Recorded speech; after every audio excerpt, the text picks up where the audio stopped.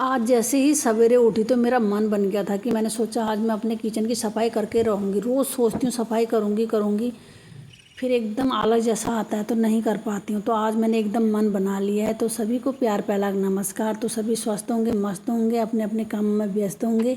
तो ब्लॉग की शुरुआत करें सुबह के 8 बजे से। तो सवेरे फटाफट से काम निपटाया, नाश्ता वास्ता बनाया। तो सर जी नाश्ता वास्ता करके चले गए हैं ड्यूटी के लिए। जैसे ही वो गए तो मैं फटाफट से लग गई हूँ आज अपने किचन की सफाई में। तो एक बर्तन में मैंने बढ़िया सर्फ का घोल बना दिया है और सबसे पहले मैंने खोली मशीन। ऊपर की रेक मेरी साफ़ हो गई है पूरी और खोल लिया मैंने मशीन की प्लेट में भी पूरा तेल तेल हो रखा और मशीन इतनी लसीली हो रखी है ना, पूरी तेलियानी। तो मैंने सर्फ से पूरे साफ तरीके से पूरी अंदर से इसकी सफाई करी और फिर हल्का दूसरा गीला कपड़ा निचोड़ के फिर उससे पोंछा। तो इससे मशीन एकदम साफ़ हो गई है बढ़िया। और उसके बाद मैं चढ़ गई हूँ फिर से ऊपर, क्योंकि इस वाले हिस्से में मैंने सफाई नहीं करी थी। और सर्फ का जैसे ही हाथ मार रही हूँ तो बढ़िया चमक जा रहे हैं एकदम रेक। फिर उसके ऊपर से हल्का सा गीला कपड़ा मारो तो बढ़िया हो जा रहा है, एकदम साफ चमकदार हो रहे हैं, एकदम चमक रही हैं रेखें। और मशीन भी मेरी बढ़िया तरीके से एकदम साफ़ हो गई है। और जैसे ही मोतरी दगड़ी हो मेरी हालत ख़राब, आ गिरते गिरते बची मैं। तो अब मैं आराम से बैठ के अब नीचे के रेकों की कर रही हूँ सफाई, क्योंकि हाथ पैर भी थोड़ा हिल रहे हैं, हल्की घबराहट जैसी हो रही है हाथ पैरों में। इनकी फटाफट से सफाई करने के बाद अब मैं फटाफट से रख देती हूँ गर्म पानी थोड़ा। तो एक डोंगे में मैंने कर दिया हल्का गुनगुना पानी, जो मैं डालूँगी इस जार में। तो ये रहा मशीन का जार, इसी जार से डालते हैं मशीन में पानी। तो बाहर की प्लेट तो मैंने खोल के रख दी है। जो मशीन के अंदर कचरा होता है ना, उसको हल्का गुनगुना पानी ऊपर से डाल के, तो जो अंदर जितना भी लसीलापन होता है तो सारा गुनगुना पानी मशीन ऑन करने के बाद साफ़ कर देता है। तो जैसे ही मशीन ऑन करी तो हल्के हल्के छींटे दीवारों पर भी पड़े और टाइलों में भी छींटे वीटे पड़ने से टाइल एकदम बहुत ही गंदी दिखाई देती हैं। तो फटाफट से मैं लग गई थी अब टाइलों में भी सफाई करने के लिए, क्योंकि मैंने भी टाइलों में पहले पूरा सर्फ का घोल मारा। उसके बाद मैं कर रही हूँ हल्के कपड़े से टाइलों की सफाई और साथ ही साथ मैंने गैस की भी करी पूरी सफाई। और अब मैं चढ़ गई थी क्योंकि स्लीप का हिस्सा बचा हुआ है, गिरने वाली थी उससे मैंने स्लीप नहीं करूँगी सोचा, क्योंकि स्लीप भी पूरी गीली हो रही थी और रपट जैसी रही थी तो डर भी लग रहा था। मैंने सोचा जब सर जी घर पे होंगे तब करेंगे साफ़। फिर मन नहीं माना, फिर चढ़ गई मैं ऊपर और करने लग गई पूरी स्लीप साफ़, क्योंकि स्लीप में भी गजब धूल धड़का हो रही थी। पूरा किचन साफ़ करके मैं पहुंच चुकी हूँ बाहर का दरवाज़ा साफ़ करने। दरवाजे में भी इतने छींटे मीटे हो रहे थे ना, बरसात के टाइम में दरवाजे खिड़कियों में दाग लग जाते हैं और खिड़कियाँ तो एकदम पानी पड़ता है तो साफ़ हो जाती है, पर कीड़ों ने पता नहीं क्या जाल जैसी लगा रखी इस वाली खिड़की में। और मैं मार रही हूँ यहाँ पाइप का फव्वारा, पाइप से भी सारी जाल और जो कीड़ों ने पूरे जाले जैसे लगा रखे हैं पानी के, उससे निकल जा रहे हैं पूरे नीचे। और ये रहा मेन दरवाज़ा। तो मेन दरवाजे में ना पानी पड़ता है, खाली हल्के बूंदाबांदी पड़ने से इसमें हल्की फफूंदी जैसे काले काले छींटे पड़ गए हैं। तो बढ़िया तरीके से मैंने पूरा सर्फ का घोल बना दिया है और सर्फ के घोल से पूरे दरवाजे को मैं एक बार पूरे सर्फ के घोल से रगड़ रही हूँ बिल्कुल साफ़ करके, क्योंकि इसमें हल्की काली काली कलर की काई जैसी लग जाती है और एकदम कपड़ा मारो तो तुरंत साफ़ हो जा रहा है। और ऊपर पहुँच नहीं रही थी, फिर मैं ले आई हूँ कुर्सी में तो चढ़ने में डर भी लग रहा था, पर क्या करो मजबूरी है, बिना कुर्सी में लगाए तो कुछ काम हो ही नहीं रहा है। कुर्सी रखो तब जाके इंसान पहुंच पा रहा है ऊपर, नहीं तो पहुंच भी नहीं पाती मैं ऊपर। और बढ़िया तरीके से हो गई है मेरी दरवाजे की भी एकदम सफाई, एकदम साफ़ हो गया है दरवाज़ा। सर्फ का कपड़ा मारो फिर साथ में गीला कपड़ा मारो तो एकदम साफ़ हो जा रहा है, नहीं तो अगर देर तक रखोगे तो सर्फ वाला झाग सूख जाएगा, फिर और ज़्यादा परेशानी होती है सफाई करने में। और दरवाज़ा देख सकते हैं कितना बढ़िया हो गया है।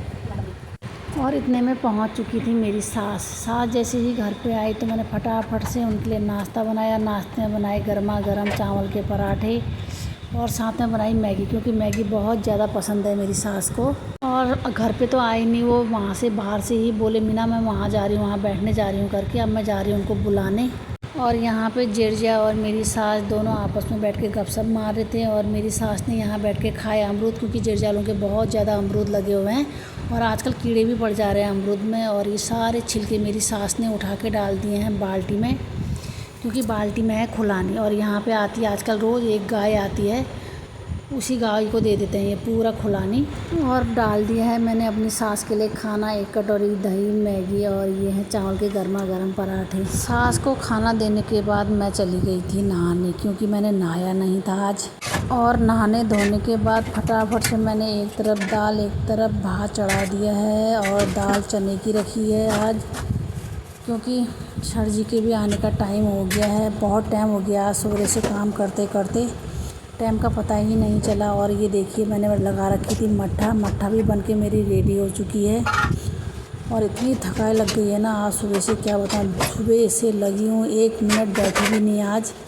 और ना ही मैंने फ़ोन पकड़ा, मतलब फ़ोन पकड़ा भी तो सिर्फ वीडियो बनाई होगी, और उसके अलावा फ़ोन वोन कुछ नहीं देखा, क्या आ रहा है कैसा आ रहा है। बाप रे, इतनी थकाई, एक मन हल्का हो गया कि पूरे किचन की मेरी सफाई हो गई है। और अब मैं मट्ठे से अलग करती हूँ मक्खन को। इतनी निस्वाद आती है ना मेरे को। मट्ठा बनाना तो आसान लगता है, जब इसका मक्खन निकालना होता है तो बहुत गंदा लगता है। ये मशीन को साफ़ करना तो और भी बेकार लगता है।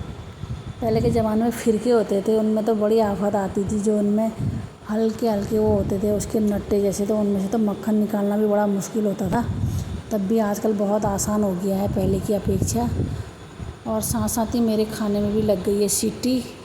और सर जी भी पहुंच चुके हैं ड्यूटी से घर, और उनको लगी है बहुत तगड़ी भूख। और मैंने लगा दिया उनके लिए दाल भात, और ये रही मेरी आलू और लौकी की सब्ज़ी। और शाम के बज चुके हैं 4, और मैं जा रही हूँ दूध लेने। ये हैं बोतलें दूध की। और मौसम बहुत ही बढ़िया हो रखा है, बादल लगा हुआ है और हल्की हल्की बारिश भी हुई, पता नहीं थोड़ी देर पहले, हम तो अंदर ही थे, पता भी नहीं चला।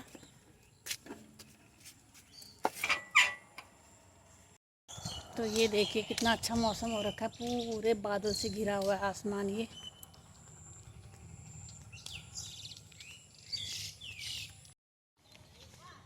और निलाई करने वालों के लिए इतना बढ़िया मौसम हो रखा है, ये देखो सभी लोग लगे हुए हैं निलाई में। और धान इतने सुंदर हो रहे हैं ना, हरे एकदम काले हो गए हैं पूरे। ये देखिए कितना सुंदर लग रहा है, हरे भरे खेत चारों तरफ। हमारे बिचूर के प्रधान आए हुए हैं, आज पहली बार मिले हैं मुझे, ये बहुत अच्छा लगा मिलके। और ये हैं भाई साहब। भाई साहब तो ऐसे कमेंट करते रहते हैं फेसबुक में भी। तो लाइक करती हूँ। हाँ, लाइक करते होगे, उतना पता नहीं चलता ना, लाइक में से कमेंट आया तो उसमें पता चल जाता है। आज से कमेंट मारूंगी मैं। चलो बहुत बहुत धन्यवाद आपका। काफ़ी देर बैठने के बाद अभी बारिश रुक गई है, और ये लोग भी जाने लगे हैं घर की तरफ। हमने बोला खाना खाओगे, तो नहीं खाया वो लोगों ने किसी वजह से। तो काफ़ी अच्छा लगा, सभी लोगों से मिले और बातें करी। तो जब जा रही थी इतना तगड़ा मौसम हो रहा था, ऐसा लग रहा था कितनी ज़ोर की बारिश आने वाली है। जैसे ही वहाँ बैठे चाय वाय पिया, बहुत ख़तरनाक बारिश आई। और अब रुक गई है बारिश। ये देखिए सड़क भी पूरी गीली है, बहुत तेज़ बारिश हुई। और प्रधान जी, इस लोगों से मिलकर बहुत अच्छा लगा। बिचपुरी के प्रधान आए थे, सभी लोग ने मिल के बैठे, चाय वाय पी, काफ़ी अच्छा लगा। और मैं पहुंचने वाली हूं अपने घर। और मैं यहाँ पे दिखाती हूँ, ये गाय ने कितना कोहराम मचा रखा है इनके यहाँ पे, देखो ये देखिए इतनी अच्छी अंगूर की बेल थी ये। पूरी एक गाय आ रही है यहाँ पे, पूरा ख़त्म कर दे रही है ये। तो पहुँच चुकी हूँ घर। अब फटाफट से करती हूँ ये दूध गर्म। वैसे 4:30 बजे आ जाता है दूध, और देखो अब 7 बज गया है। और मिलते हैं एक नेक्स्ट वीडियो में। वीडियो अच्छी लगी तो प्लीज़ वीडियो को लाइक करो, शेयर करो, कमेंट करो। जय देवभूमि, जय उत्तराखंड, राधे राधे।